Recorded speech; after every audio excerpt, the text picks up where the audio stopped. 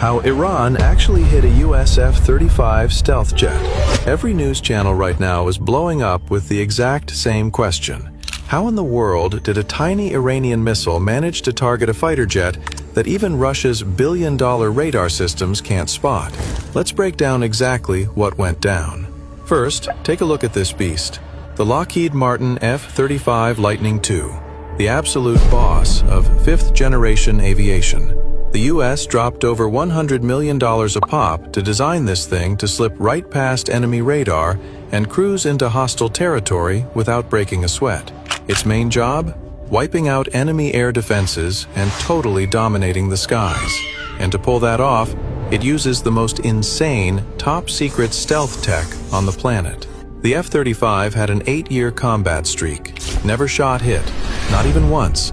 So the big question is, what is the ultimate weak spot of the world's most advanced fighter jet?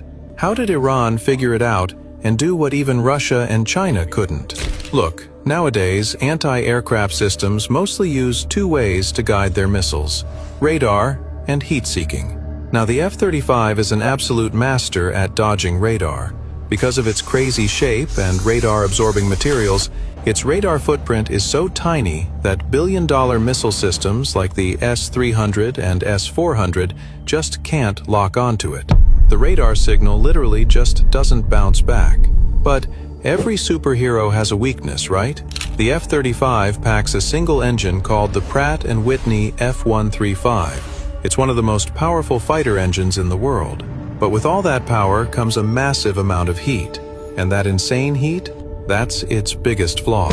The date was March 19th, 2026, 2:50 a.m. Central Iran. Instead of relying on radar for their modern defense, Iran was using something called an infrared search and track system, or IRST. These systems scan the sky looking for heat signatures. And sure enough, this system quickly picked up the super hot exhaust coming from the F-35's engine.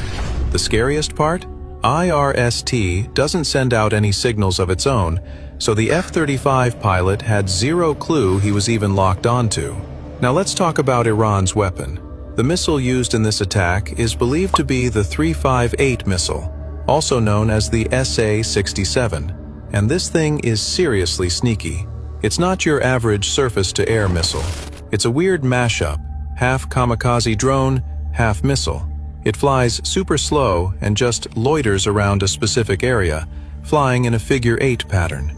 It has its own optical and heat sensors built right in. It basically just hangs out and waits. And the second it catches the heat of a jet, it pounces. The craziest thing is that the 358 can be guided by a network of infrared sensors on the ground. But hold up. Just because there was no radar warning doesn't mean the F-35 is a sitting duck when a missile is launched. This jet is packed with a super advanced distributed aperture system, or DAS. It's got 6 infrared cameras that give the pilot a full 360-degree view around the plane. The second that 358 missile hit the gas and its rocket motor started giving off heat, the DAS caught it and instantly gave a warning alarm in the pilot's headset.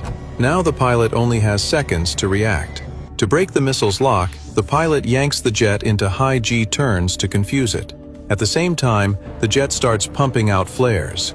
The whole point is to trick the missile's sensor so it ditches the jet and chases those glowing flares instead. And it worked. The 358 missile falls for the flares.